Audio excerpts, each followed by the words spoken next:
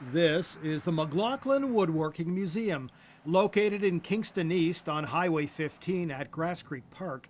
It's a place that celebrates wood and woodworking technology. It may be the dead of winter, but with an earlier opening date, the renovations continue. We're really fortunate that we do get the time to revamp our exhibits, and it's not an inconvenience to the public. So when we do open in early April, people are going to see almost a brand new museum.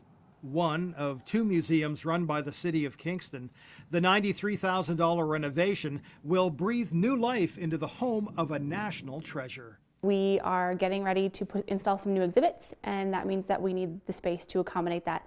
And so as you'll notice, this room has changed dramatically. Now, some may recall that this space was an art gallery last year, but that was then. We've given it a little bit more space, we've repainted, and we're also installing this beautiful new floor.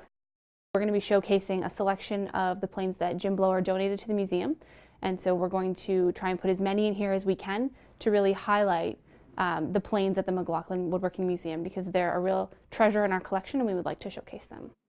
We're going to add a couple of artifacts to this room. We're going to add a new shaving horse as well as a printing press.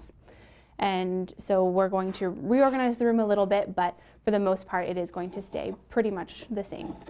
And that means very much interactive, at least as interactive as this gets. This exhibit was received quite well by the public, so we're going to keep it. It's almost brand new. And so it really highlights a lot of the interesting objects we do have in our collection that relate to wood and woodworking technology. So we're going to keep it for a little while. In here is kind of the main receiving point. This is where people first enter the museum.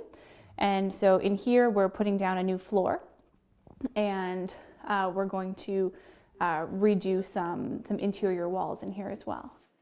City officials say the renovations are on time and budget, and when complete, will add to the visitor's experience. We want to make sure that we're taking everything they're saying into account, so it definitely doesn't fall on deaf ears. We do have visitor surveys that we do. We talk to people.